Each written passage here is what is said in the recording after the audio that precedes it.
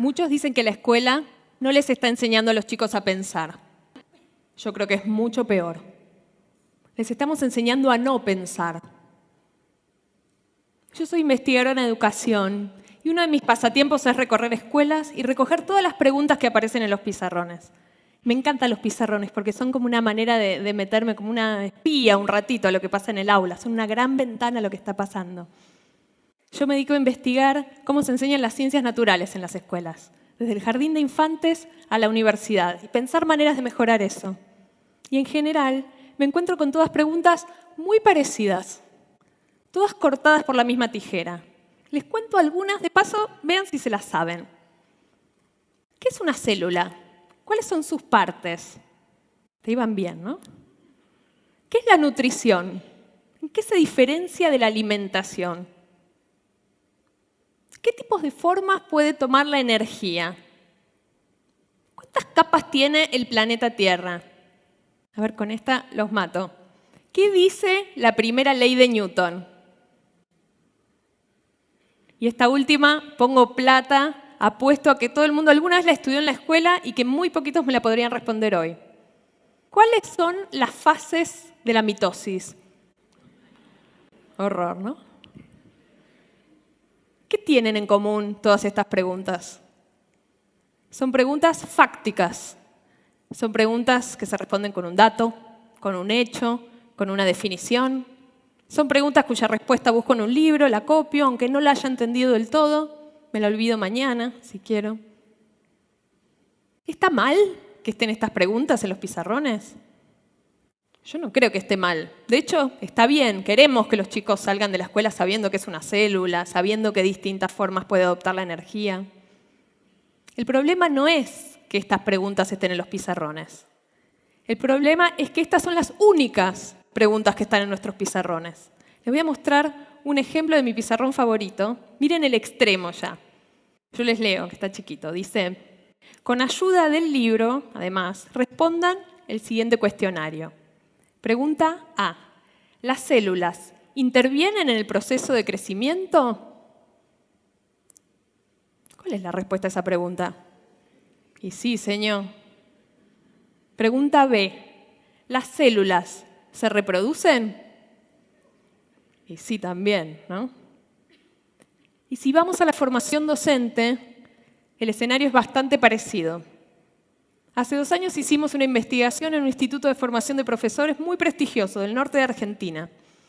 Y fuimos a ver qué preguntas les hacían en los exámenes finales los profesores a sus alumnos que van a ser a su vez futuros docentes. Las clasificamos y encontramos algo tremendo. El 71% de esas preguntas eran preguntas fácticas. Y de esas, buena parte eran preguntas terminológicas, preguntas que se responden con una palabrita, con un término técnico. Les cuento un ejemplo para que se den una idea de qué se trata. Este es un diálogo entre el profesor que está tomando examen y el alumno que está rindiendo, y el alumno le dijo la palabra donar, pero el profesor quería la palabra transferir. Están hablando de un proceso que se llama transferencia de electrones, algo que, como todos se acuerdan, ocurre en la mitocondria. Y entonces el profesor les dice, no es donar. ¿Cuál es la palabra correcta? Silencio de radio del otro lado. A ver, yo te voy a ayudar. Imagínate que yo estoy en Misiones. Tengo un hijo en Corrientes y necesita plata. ¿Qué hago? Le envío, dice el alumno, como la tengo. Sí, le envío, pero ¿cómo se llama eso en el banco? Miren ya uno como docente que ya no sabe qué más hacer para que te digan la respuesta correcta. Ya con el cuerpo, ¿no? Los tenés que ayudar. Transporto, dice el alumno. No, lo quiere matar, ¿no? No, le transfiero. No es lo mismo donar que transferir. Es muy importante que sepas bien las palabras. Pero lo más interesante de esta investigación es que cuando entrevistamos a estos mismos profesores y les preguntamos cuál era el sentido de lo que querían enseñar, qué querían lograr con sus alumnos, con estos futuros profesores, todos coincidieron en lo mismo. Queremos enseñarles a ser curiosos, queremos enseñarles a entender el mundo, queremos enseñarles a ser críticos. Y sin embargo, aún con las mejores intenciones, nuestras aulas, tanto en la escuela como en la formación docente, están llenas de conocimiento fáctico, de conocimiento inerte. Y esto es grave, no solo porque nos estamos perdiendo la chance de enseñar cosas mucho más importantes, más interesantes. Es más grave aún, porque después de años y años y tantos años que los chicos se pasan en la escuela, los chicos aprenden, sí, pero ¿qué aprenden? Aprenden que aprender es repetir, incluso sin entender del todo, que aprenden a recitar y aprenden que aprender es una actividad desapasionada, algo que hacemos para otros, no para nosotros mismos. ¿Y entonces qué? ¿Cómo cambiamos esta situación? O tal vez la pregunta sea, ¿por dónde empezar? Obviamente, estamos ante un escenario muy complejo.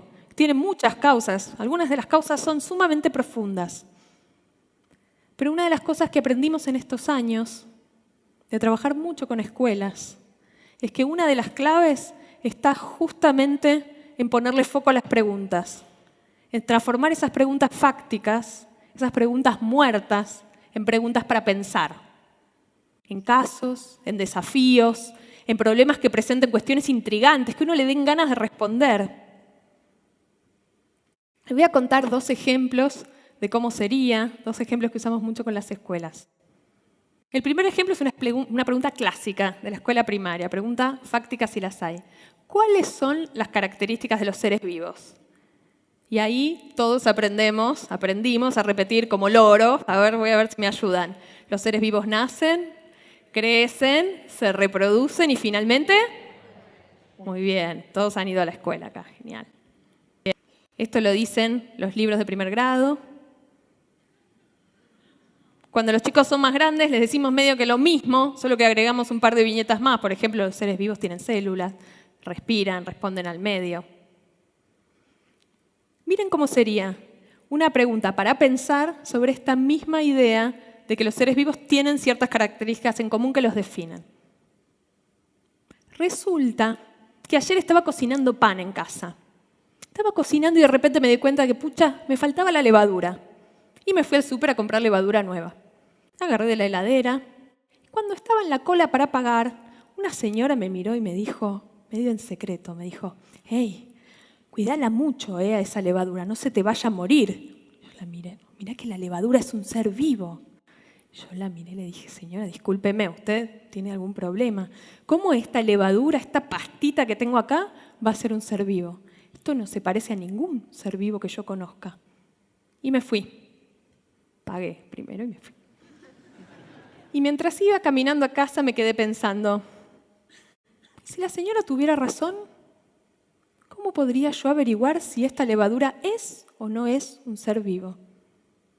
Fíjense cómo ahora ya los seres vivos nacen, crecen, se reproducen y mueren, no sirve más, no alcanza para responder esta pregunta. Ahora hay que pensar. Y entonces sí, con un sentido, los chicos estudian que los seres vivos tienen ciertas características en común. Y junto con la maestra le buscan la vuelta para averiguar si la levadura los cumple o no los cumple. Por ejemplo, los seres vivos se reproducen. ¿Y la levadura? Una manera de averiguarlo es poner un poco de levadura en un pan húmedo, esperar unos días y aparece levadura nueva. Vamos bien. Los seres vivos tienen células. ¿Y la levadura tiene células o no? La manera de averiguarlo es poner un poquito de levadura bajo el microscopio. Se ven un montón de células dando vueltas. ¿La puedo matar a la levadura si es un ser vivo? Una manera de averiguarlo es poner levadura a hervir un ratito, volver a ponerla en pan y ver que ya no hay más levadura nueva. La pregunta ya no es un callejón sin salida. Es una puerta de entrada para aprender. Les cuento el segundo ejemplo. Cuando los chicos estudian sobre el sonido, una pregunta fáctica clásica es ¿cómo se propaga el sonido?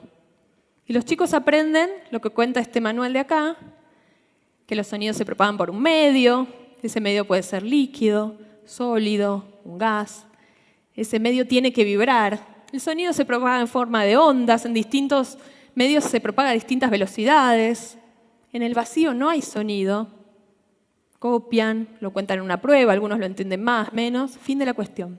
A otra cosa mariposa.